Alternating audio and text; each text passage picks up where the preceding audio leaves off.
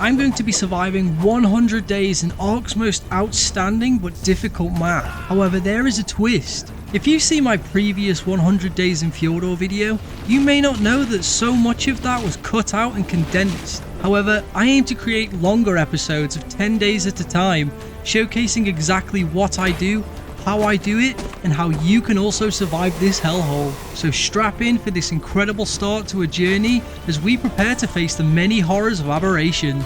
Right after you like and subscribe, of course.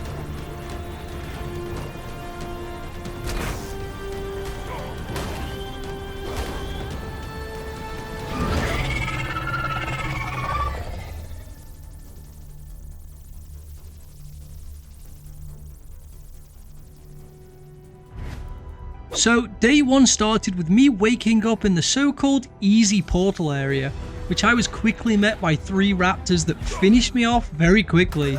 Great start, right? So we tried once again to awaken inside the portal, and luckily, for now, nothing was trying to kill me. I began gathering resources, crafting the essentials, a pick and an axe, before spotting a moss chops that I would need for kibble at a later point. And not knowing if they were too common, I got to work taming up this level 55, as another form of defense wouldn't hurt, right? Whilst waiting for him to become hungry again, I took to making some spears so I could try and fend off any raptors before Mosschops was finally tamed, in which I began to ride around, gathering lots of berries for food, water and narcotics. I harvested more wooden thatch before eventually making my way out of the portal area, avoiding danger for now, including the fierce looking aberrant bears at the end of the path. Finally, I was out of there, crafting up a small thatch base in the hopes of protecting me from this world, and with a roof over my head, I was now feeling much more safe. How very wrong I was. Just in case I was to find myself getting eaten alive again, I decided that a bed was needed, so I didn't have to run all the way back to my new base. So off out I headed in the hunt for any creature that wouldn't pose a threat and could easily be killed, which soon enough would show up in the form of this poor Lystro. But hey, I needed hide. Quickly I crafted up a bed, some bowlers and a bow with arrows ready to take on this new world. So after placing the bed and spying 2 raptors, I got my bowlers ready to clear them out and get me more meat and hide for survival. But there was a slight issue. As I bowlered the first, the second one pounced me, and I learned that these aberrant raptors had a new ability I was unaware of. So yeah, I died once again, waking up in my bed before trying to escape on the back of Mosschops, but quickly failing, having to once again spawn back inside the portal room. Luckily, walking back up here, there was nothing trying to attack me yet, but a bulldog waddling around in front of me, which I decided I should tame up, as you never know when you'd need their light, or at least, at this point in my playthrough, I didn't. Here began my first earthquake, picking up a few bits of wood and flint, nothing too great, but all the while using this time to take on the nearby dodos and lystros for some more meat and hide, before attempting to make my way back to the base.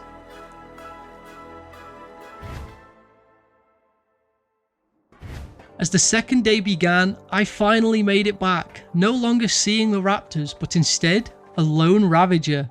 Something I had not met before, and honestly, I was happy to not do so for now, so I waited until they stepped away from my previous body before running in, grabbing my inventory and running away in search for Mosschops, which didn't take too long, but this made me want to know how he had gotten away and what happened to those raptors, as I know Mr. Runner here didn't deal with them.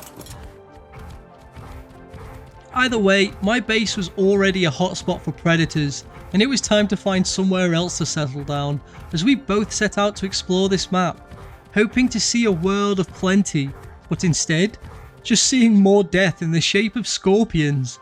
So I jumped off the ledge into the lake below me, making my way to an island in the middle. Weirdly enough, this was safe. No predators around, water between me and any other wild dinos. I had found it, my new base location, with plenty of trilobites for oil and chitin, but some strange mushrooms that got me a little high, drowning me in my own saliva I guess, which eating other specific shrooms was able to counteract, leaving me to avoid them for a while. My main concern still with just the moss chops was defense, so crafting up more arrows and some hide armor, I began harvesting some metal, which was also luckily on this little island. Sadly, without trees here, there wasn't much I could do other than swim across and begin to gather up the wooden thatch there, dodging packs of ravagers before finally making it back to craft up my new base with some foundations, a bed, a campfire, but whilst trying to place these, I stepped in the mushrooms again. However, I was not prepared for how lethal these things can be when you're not careful.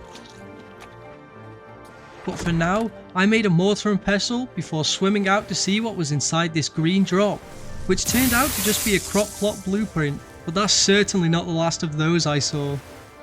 I set out once again harvesting more thatch and wood before having a scare and a quick runaway from a nearby scorpion, swimming back to base and making a spyglass, some bowlers and a preserving bin, starting my production of narcotics until spotting a female moss chops across the waters, and to already start getting eggs for kibble would be huge, so I headed on over in the hopes of taming them. But they required giant bee honey. Luckily for me, there was a hive right next to her, so I crept over, stuck my hand in, and got surrounded by giant bees until inevitably they overcame me and I died once again. Yeah, this is hard. I swam back over now, able to pick everything up, and boom, just like that, she was tamed up. So before I got her back, I gathered up some more hide and wood until the stomping of a Carno whilst I was encumbered sent me into a panic mode, not only ending in my death once again, but also the loss of the moss chops. I managed to spawn in my old base, retrieving my items before making it back, crafting a refining forge to smelt down some metal before using my male moss chops to remove the hallucinogenic mushrooms, preventing any more unwanted trips around my base. I used these new mushrooms to help make up some more narcotics before swimming back out once again, gathering more wood, thatch, stone and flint, finally mixing up some spark powder, crafting more arrows, and finally a smithy to forge me some metal tools once I had smelted down. But for now, I made some trank arrows whilst collecting up some cooked meat to place inside the preserving bin to make me the jerky for the superior kibble. But don't worry, I do realise eventually that it's prime meat jerky that I needed, just before you start typing your messages. Day 3 had arrived as I swam back over to gather more wood. However, now with arrows, I believed I could take on the scorpion. And you know that spyglass that I made before? I'm pretty sure it can be used to check the level of dinos before you fight them, as it took all of my ammo, barely looking damaged, leaving me to run away until finally it had lost aggro. But with me now concentrating on getting wood and once again being completely encumbered, they snuck up behind me as the level 135 finished me off. Now I know, I'm not doing too hot here, but I get a lot better, I swear. But once I got back, kited the scorpion around and finally got my gear back, I headed back home, placing down another foundation for the smithy before crafting up my metal tools and a handy crossbow. Now, as I know, the final boss Rockwell takes a lot of shotgun shells to kill, and if I was going to stand a chance in that fight, I would have to start crafting as much gunpowder as early as possible. So I did just that before making more trank arrows. Now, I don't think it was like this at all in Fjordor, but this one metal vein gave me hundreds for a few hits, leaving me with plenty for now, whilst I just let it smelt down for a while, which was handy as it meant for now I did not have to go out searching for any, which could have been a whole task in itself.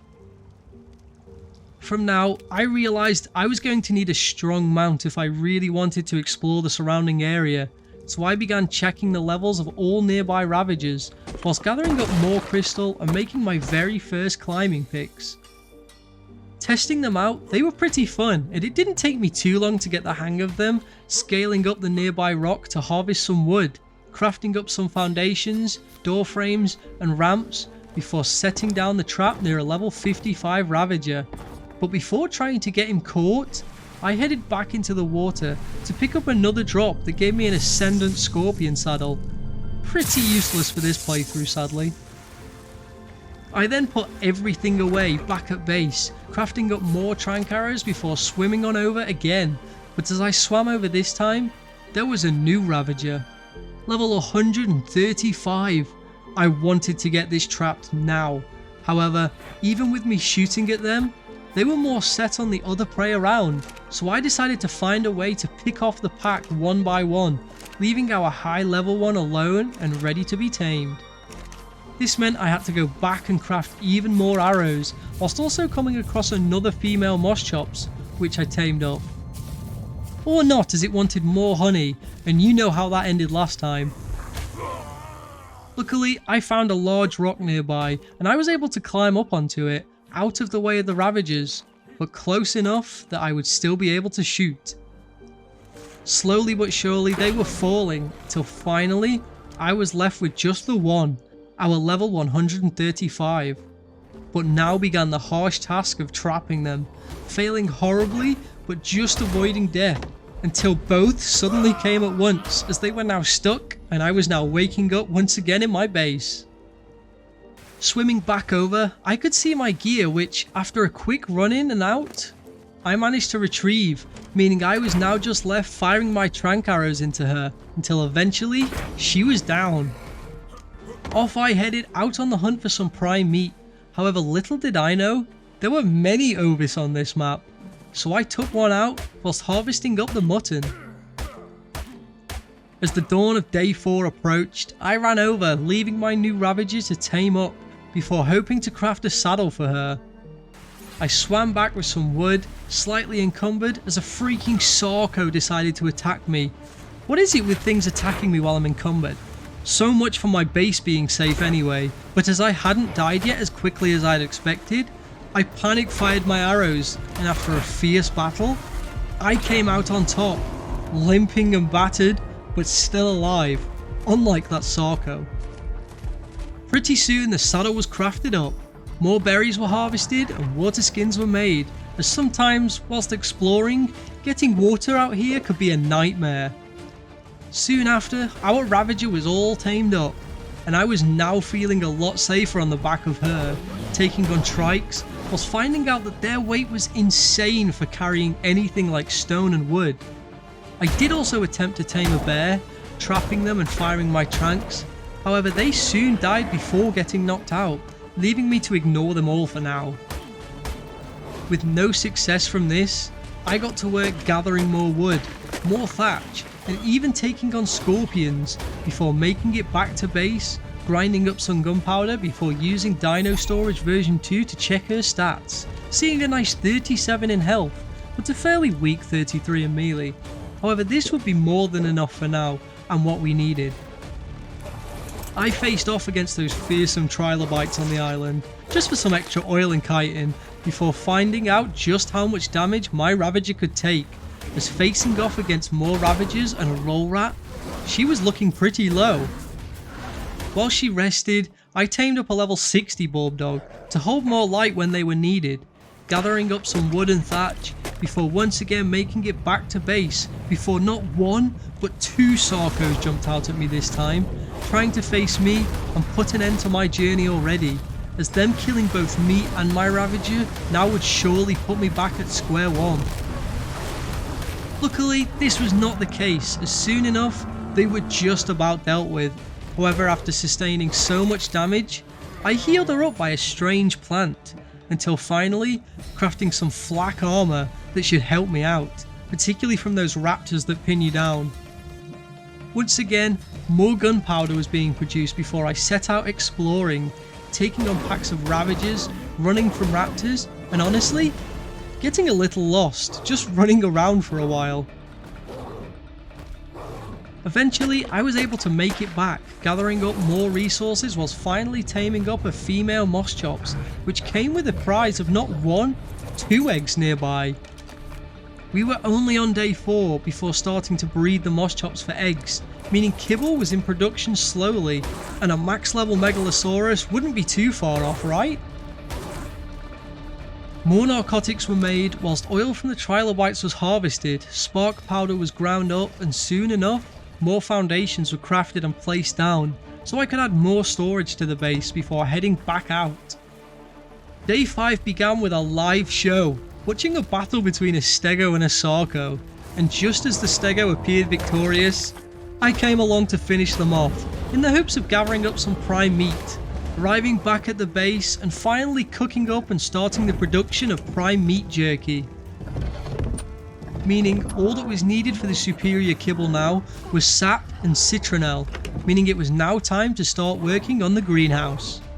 We rode together back up to my old base location, where I farmed lots of green gems, and most importantly, crystal, before jumping back down into the water, getting back to base whilst crafting up some spare climbing picks.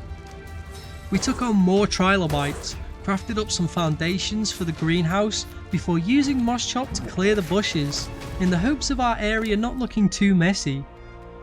Using the narco berries and mushrooms, more narcotics were made before the foundations were finally placed.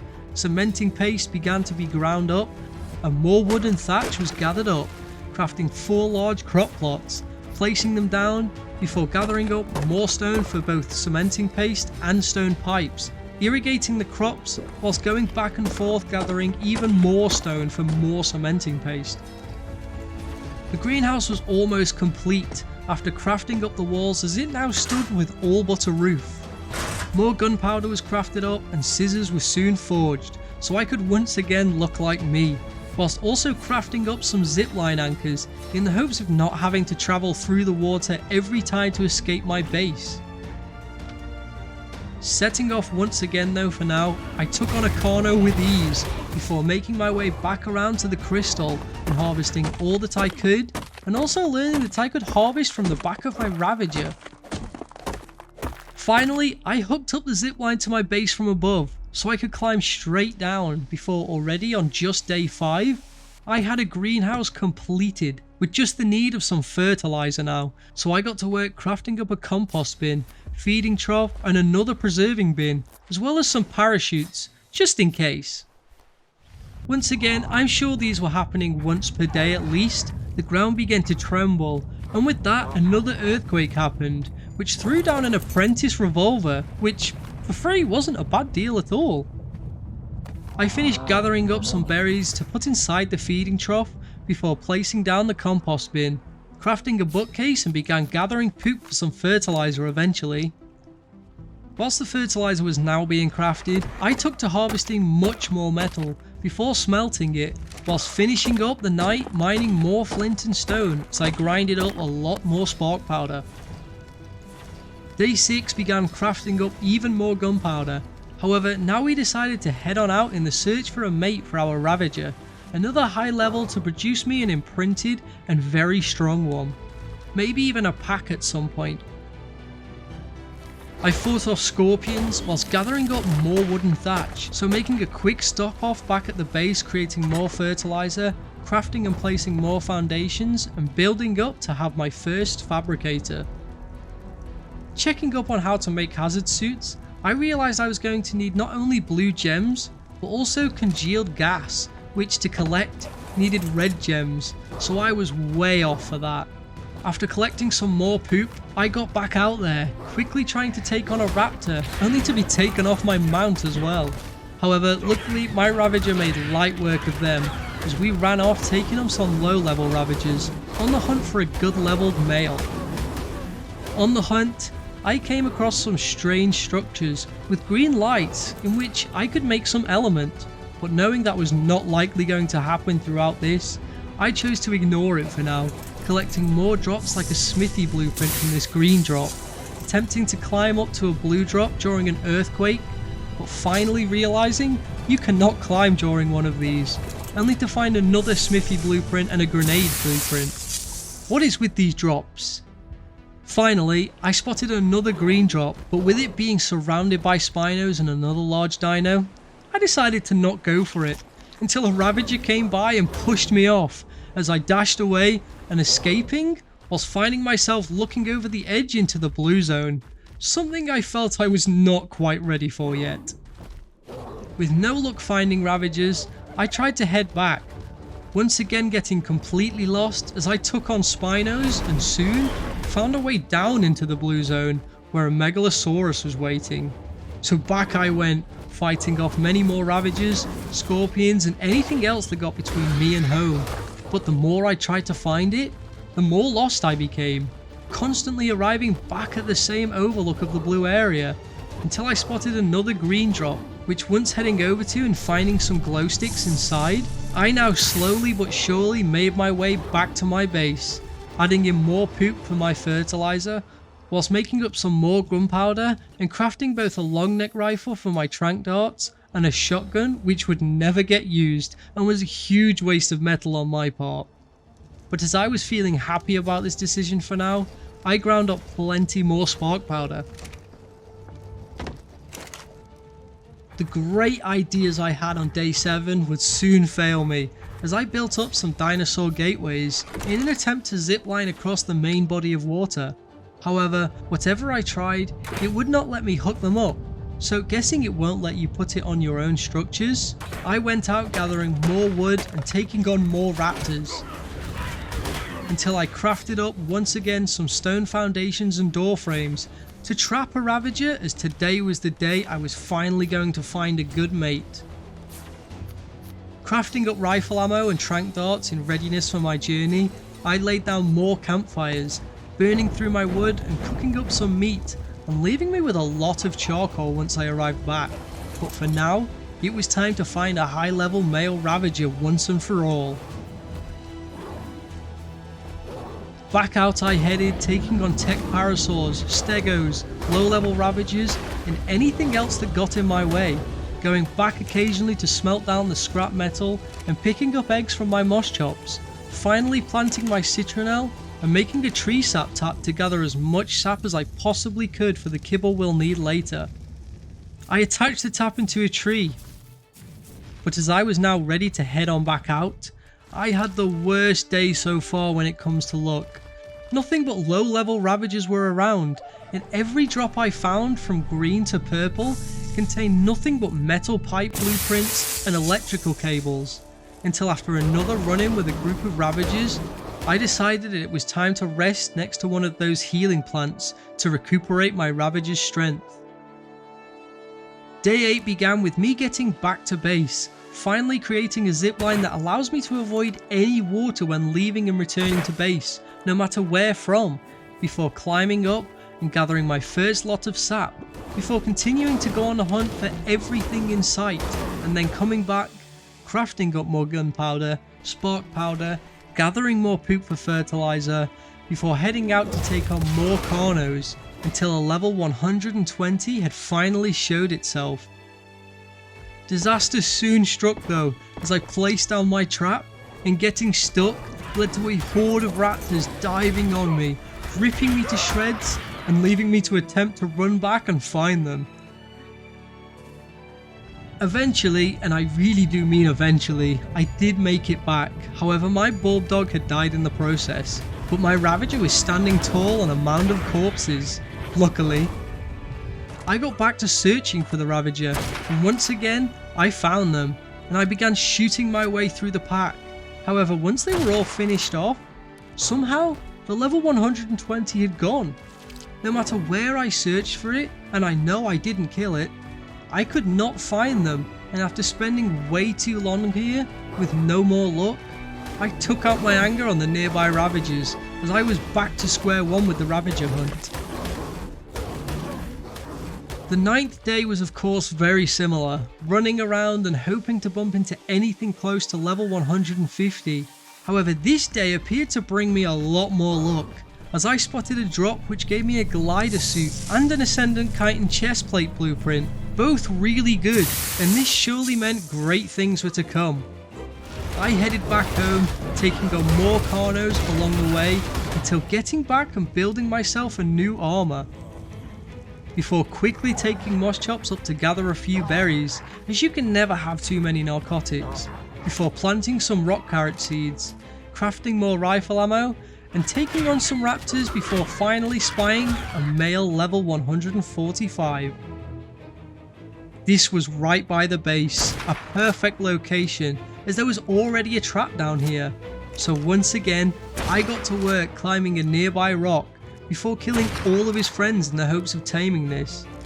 Once they were all taken care of, I had to head home, repairing my long neck, as it was now me versus the Ravager.